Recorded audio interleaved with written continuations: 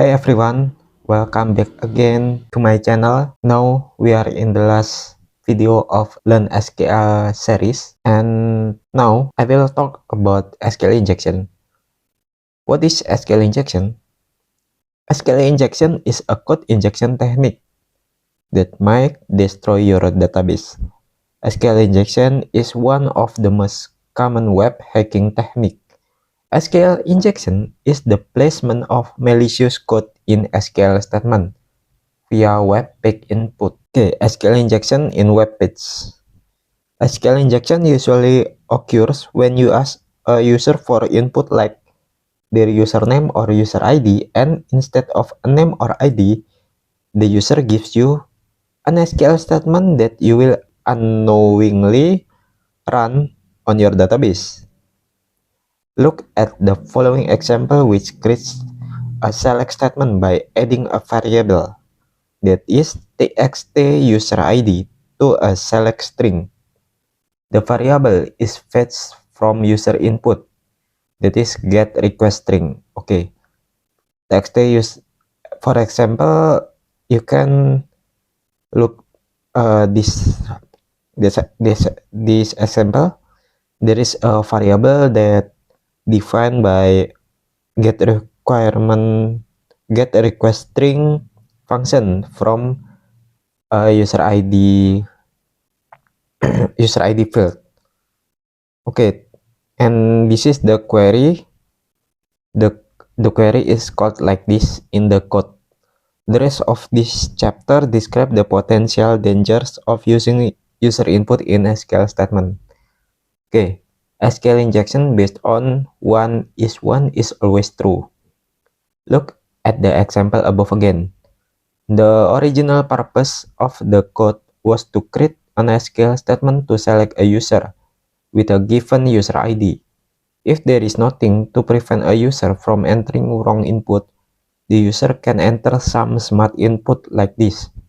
Okay, user ID. This is the input from user 105 or 1 is 1. Then the SQL statement will look like this. Select from users where user ID is 105 or 1 is 1. Okay, the SQL above is valid and will return all rows from the user table, since our 1 is always true. Does the example above look dangerous? What if the user table contains name and password? Okay, the SQL statement above is much the same as this. Select user ID, name, and password from users where user ID is 105 or 1 is 1. A hacker might be get access to all the username and password in a database by simply inserting 105 or 1 is 1 into the input field. SQL injection based on equal sign is always true. Here is an example of a user login on our website. Username John Doe and password is my pass. This is the user input. Okay, and this is the code example. There is a variable uname and upass, and the query is called like this in the code, and the result is like this. A hacker may get access to username and password in a database by simply inserting double string and equal sign into the username or password text box. Okay. I'm sorry. Single quote. Single quote.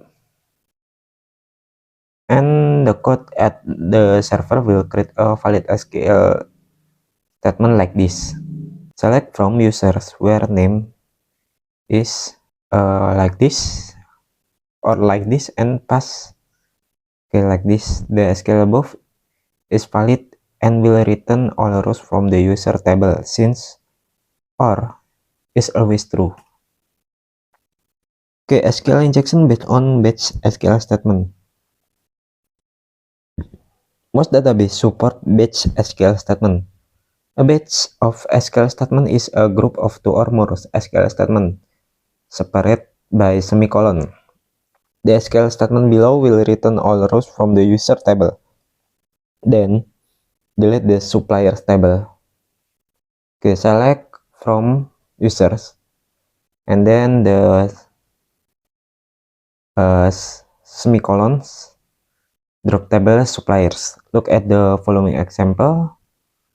Okay, like this, the code, and the following input like this. User ID 105 and semicolon drop table suppliers. The valid statement would look like this. Okay, and okay, sorry, and this is very dangerous because this is will drop your table. Okay, next, use SQL parameter for protection. This is the solution of SQL statement. There is different syntax dependent on your code language. Okay, and but the function is same. This is preventive the SQL injection attack by using a parameter. Okay, this is in the PHP you can using PDO, and this is the example. Why it's safe? The SQL query is pre-compact with placeholder like email. The user input is bound separately, so special character like this are treated as data, not SQL command. And this is the example. If you are using Go or Golang, you can use assign placeholder with database driver like Postgre or MySQL. Okay, sorry, question tag is replaced by the database driver safely. The driver handles escaping and prevent injection. Always differ rows that close and check rows that error after iteration. Okay, what to do, avoid, and versus what to do. What to avoid versus what to do. This is the bad example from PHP and Go. And the good practice is like this. Use placeholder like this, bind parameters separately, and let the database driver handle escaping. Okay, that's all for this last video from Learn SQL Queries. Thank you very much for your support, and see you in the next video.